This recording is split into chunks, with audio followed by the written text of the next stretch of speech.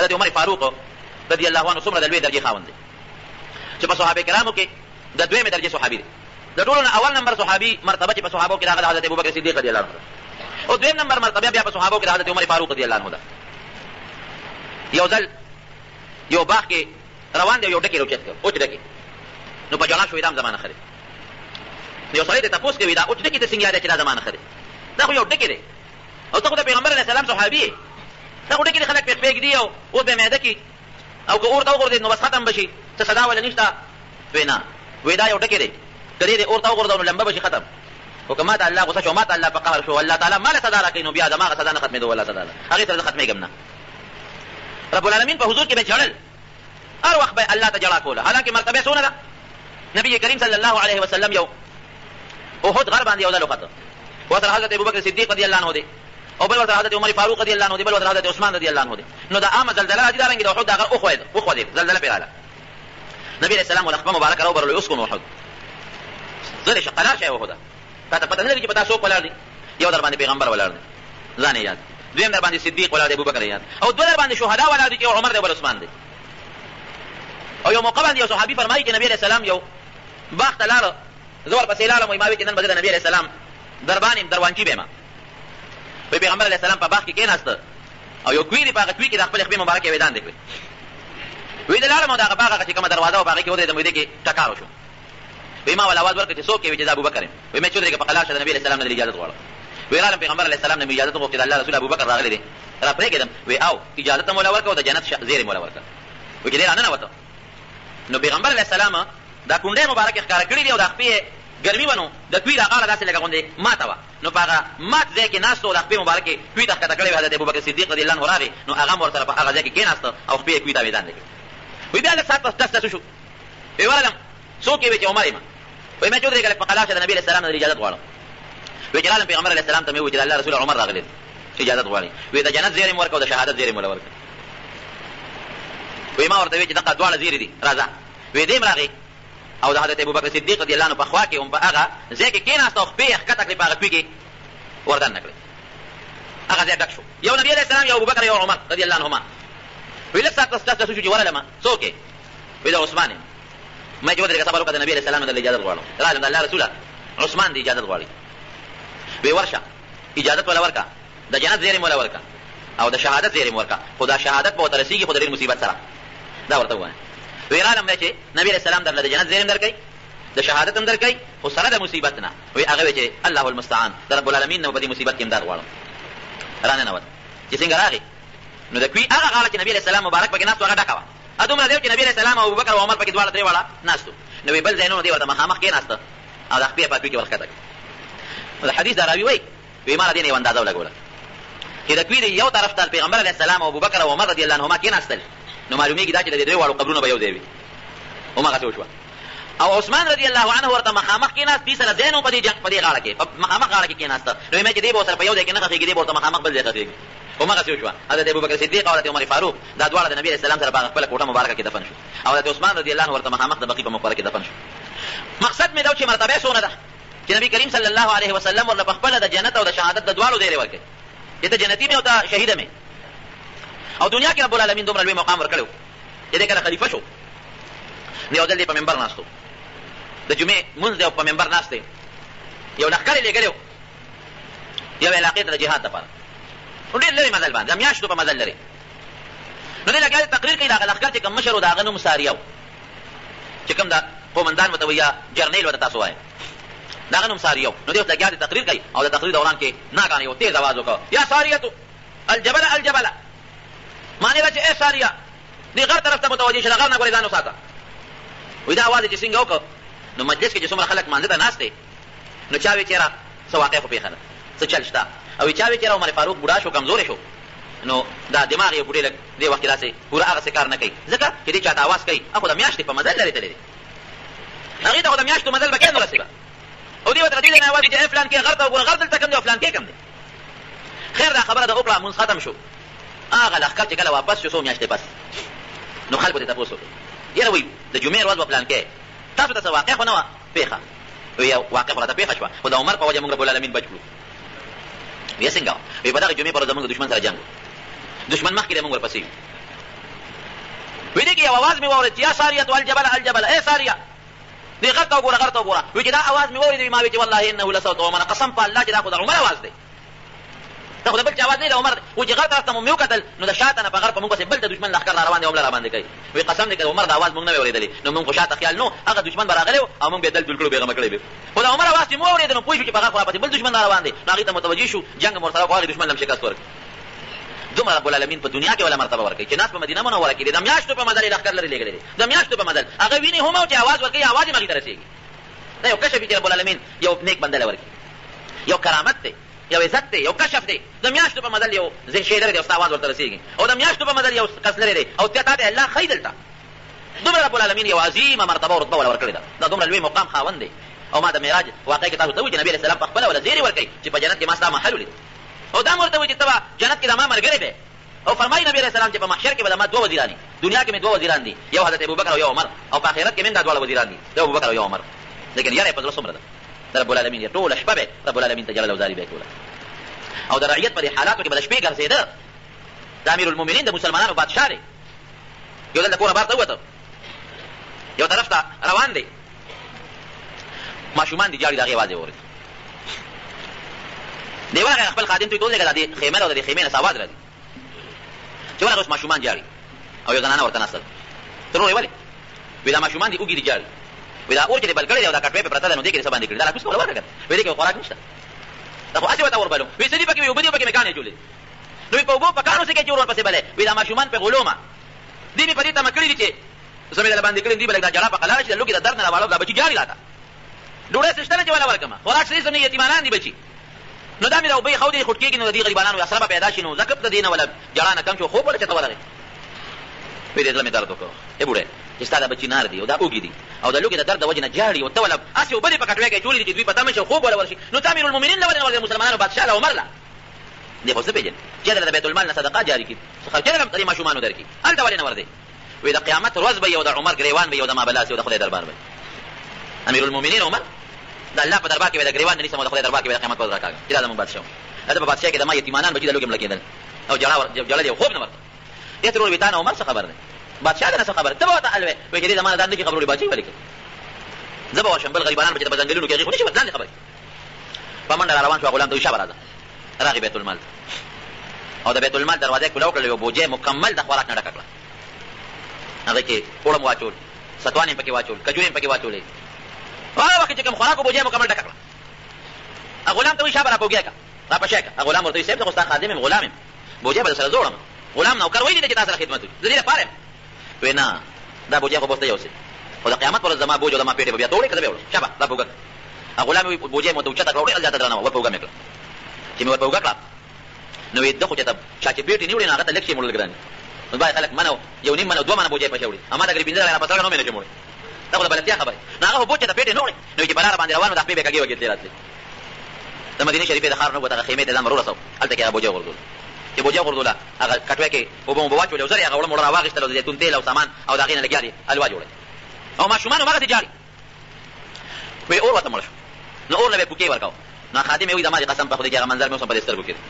چې هغه لوګي داسې تېز لوګي را روان و چې به د عمر د دې ګڼې ګیرې نه ګیر چاپېره پورې را پورې ورته راوته. وایي چې صاحب دې خوا شه چې دا پوکې زه وم چې دا اور خو ورته زه به کوم تا خوا شه، زما قبر کې خو ته نه سم لې. اور یې بل کړه، هغه حلوه یې پخه کړه، ماشومان یې ورته راغونډ کړل، هغه حلوه یې پرې وخوړه. وایي ما ورته صاحب وایي باقي بوجۍ ورکړه چې دا ستا د بچو شو. وایي مې ځه چې ځو که نه صاحب؟ وایي نه لږ صبر وکړه. وایي چې ماشومان خو ماړه شو، مور یې مړه شو، اوس دلته نور څه کوو؟ وایي صبر وکړه، دا ماشومان ما په ژړا لیدي دي چې په خندې وینم ناله به دې روانېږم. دې د مسلمانانو بادشاه و، زمونږ هم بادشاهان په خپله په لویو لویو محلاتو کې په لویو لویو بلډینګونو کې او بچي یې په لویو لویو محلاتو کې پراته دي او غریب ولس پې تباه برباد شو. حالانکې زمونږ ته پته ده دا بادشاهان او دا خلک چې مزې کوي قسم دې د دې غریبانانو د دې ولس په دې ټکسونو او په خوالو او په وینو زو دغه مزې او چرچې اخلي. نو وایي چې صبر وکړه په خندې وینه. وایي چې کله ماشومان ماړه شو په لوبو ټوکو شو په خندا شو بل سره نو ښځې ته وایي چې تر سبا له راشي د امیرالمؤمنین د عمر دربار چې هلته کې ستا لپاره یو مستقله صدقه جاري شي. وایي د بادشاه دربار ته ما څوک پرېږدي؟ وایي او ته راشه ما به ووینې هلته زه به تا پرېبدېدم، زه به درسه جل ول وکړم، هغې خو نه پېژنم. وایي وروره ای بچې، وایي خدای د عمر په دې تا باچا کړي، عمر د بادشاه مناسب نه لرو، ته د بادشاه مناسب یې. زه وایي ته خو راشه که نه زه به هلته موجود یم، خو ته سبا راشه. ځان له دا بوډۍ راغله چې دا د عمر فاروق دی څه دربار و، هغه دربار خو د مسجد نبوي جومات و د پیغمبر علیه السلام. چې دا بوډۍ څنګه راننوته او حضرت عمر فاروق رضي الله عنه ته یې وکتل او خلق روان سوق امیر المؤمنین سوق امیر المؤمنین او پښوا او خدا عمر د امیر المؤمنین بیګه په دونه ما بل پوکي وایي او مې بل کړی او پیټي مولا پشاره وړي ډېر خبرې مې ورته کړې او خیرې مې ورته کړې او بخلې مې پکړې دا بس کېږي نو ګوره شاته روانه شو حضرت عمر د صحابه درونی ته چا راوی نه ویرا امیر المؤمنین باندې بیګانه پیژندل ما د معافي غواړم ما نه غلطي شوی دا وینا تا نه غلطي نه شوی تا چې څه کړی بالکل دې ټیکړي سچ کړی د بیت المال نه ولا نفقه جاری کړه ورته وی بوډا یو ټکی باندې پرېدم اصل نه پرېدم تا بیګا څه ویل یا عمر غریوان وای او د قیامت ورځ به ما بل الله دربار ته راکاږي بجلا شو تا وایو زما غریوان سره بس کې الله دربار ته ما راکاږي وینا زما فی غواړم مانه پیژندل نه حق خبره کوا د قیامت پر بل ما غریوان چې نه د الله دربار ته راکاږي سبب وي د قیامت پر بل الله په دربار کې ستاره پر غوي او شهادت کوم چې رب العالمین ما پر خپل سترګو او پر خپل وجود عمر فاروق امیر المؤمنین انصاف لیدل الله دې انصاف بادشاہ دا خپل کې رب العالمین یاره د شپې په ګرځي د شپې یو د شپې روان دي ځنګل کې روان دي یو خیمه نه جړا واد روچ شو چې دی ورغه اواز یو کړه خیمه ولې وسړی وروته ودادن جړا سره ودا ما کور ولا دي جاري ورې جاري وې دې د ماشومان تکلیف دی وې سوق د سره سوق نشته یو ځای مو یو د ماخذ وې د خدمت پر سوق کوي بس سوق نشته زه په منډه کور ته راغ او خپل بیبي د کور راوستوي جنت ګټه جنت ګټه یو خدمت پر دې شپې کې وای امیر المؤمنین اله یو مسافر خدای سوق پته نه لګي کم زیاده او د ماشومان د ولادت تکلیف دی وتا او ستا خدمت ته ضرورت ته مهرباني وکړو لاړ الله به جنت درکړي دا چې ځان سره خوراک مراک سامان وایي کوم چې دغه وخت نه ولا بکاري اجي څنګه ورغه دی وته باکې ناست اخوان ته ولې ته بار روزه هغه خو نه پیژنې عمر فاروق رضی الله عنه او بیبي وسره دنه ده رب العالمین هغه زنال یو ماشوم لک ورک چې ماشوم لک وشو نواز امیر المؤمنین مبارک شه وې سره د مسافر روز زو شو په امیر المؤمنین مبارک شه نو د پلاسونو بقدا شو سیمانی پیژندل ما فی غوالم ته مسلمانانو بادشاہ امیر المؤمنین ته باندې ما ستا په بیبي د دوی خدمت د خدای خدمت کومه ته معافي وکړه ما نه پیژندل وینا نه دا ستا حق دی اذا ستا خدمت کوم او زما خدای ستا د خدای خدمت وکړي دا هغه په دې کې رب العالمین یې راو زمانو بہادر انسانو ډېر بہادر سلوي ختم مسلمان دی لیکن د خپل بہادرۍ او د رسول الله مبارک د مینې په وجه میرټ لیست کې کم خو رسید نمبر 40 په اسلام کې 40 وا سلوي ختم دویم نمبر ته ورسید دویم نمبر پیغمبر علیه السلام صحابه ټول د جنت زیر ورکړي شوی مبشرین بالجنت دي او د لسو کسو پیغمبر علیه السلام په یو مجلس کې نوم غشته دي او یو لست دې ذکر کړی دی هغه کې لومبي نوم د حضرت ابوبکر اخلي ابوبکر فی الجنه دی په جنت دی او دویم نوم د حضرت عمر اخلي عمر فی الجنه عمر په جنت دی دویم نمبر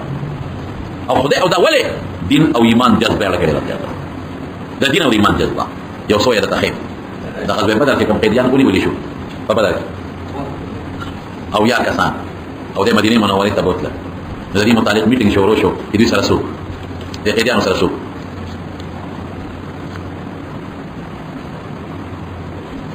جاوی چې بس پرې بدل مرونه به ګاندې او یا تمړي دا بخښه اته پرې دو جاوی چې پیسې به وای یو تجویز بل حضور پاک حضرت عمر تمام راوړو عمر ته تاسو سوچته او چپ ناس کوي ودا الله رسول الله خبره سره باندې لیکيږي نو سبب وایم نو وای کنه خپل خبره خو کوم نه نه منل رسو خبره فیصله خو په دې کې کوم پاړي دي خبره ما جمهوریت چوي دوی اکثریت او ته وای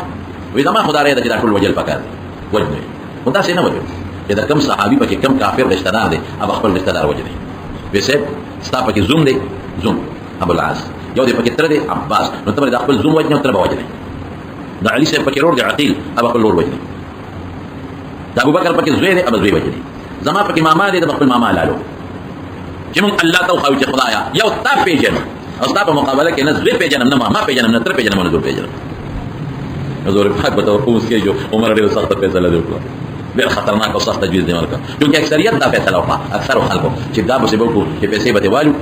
فدیا او خوشی به پریدو نو حضور پاک دا اکثر خلکو پر باندې فیصله وکړه نو قران د عمر پر نازل شو فیصله حضور پاک د اکثریت پر وکړه او چې فیصله وشو نو قران حکیم کې الله آیت نازل کړ ما کان لنبی ان یکون له اسرا حتى یسخن فی الارض دینه پس بګور دا څنګه کې جنگ کې د قیدیان اونې ول عمر کې شنوي هغه څه به کې بینه بیت وي او حضور یو ځل تاسو چې یو منافق دې چې په خپل مسلمانۍ او دلته کافری داغه دا یو يهودي سره جګړه نبی لاله نبی کریم صلی الله علیه وسلم نو يهودي په حق او دا منافق په ناجیدو نو پیغمبر علیه السلام يهودي له فیصله وکړه چې بار وروتل دا منافق دی يهودي ته وایي ومنه دا فیصله مې نه ده هغه تاسو پیغمبر وکړه ودا مې نه راځه د دې په عمر فیصله کړ دا منافق دا خیال چې عمر به زما ظاهري مسلمانې ته وګوري دغه خلینو مسلمانې زما پر باوي يهودي ډېر خلک پاره کې پاره وکړو لاړ د حضرت عمر فاروق رضی الله عنه دروازه وه دی ولا راوت ا منافق ورته وی سیب زمو د يهودي جګړه موږ له فیصله وکړه ا يهودي وته وای یو ما سیب ودا فیصله اوس نبی عليه السلام او خپل خودونه منله د تعالی راوستم وی ښا ما لري وی دا به کوم فیصله بدل ډیر سره ورته نه وته ګور باندې بلجی والا ته بلجی والا او بار وروت او چې بار څنګه وته چاته کړ تاسو یو منافق په اثر وسره ته فوضو او سوي چې کوم انسان د رسول الله مبارک فیصله نه مني او دغه د پاسه مال فیصله وروړي دا به دغه فیصله کوي دې ته باندې هغه منافق قوم لار حضور پاک له سیب مال مسلمان وجله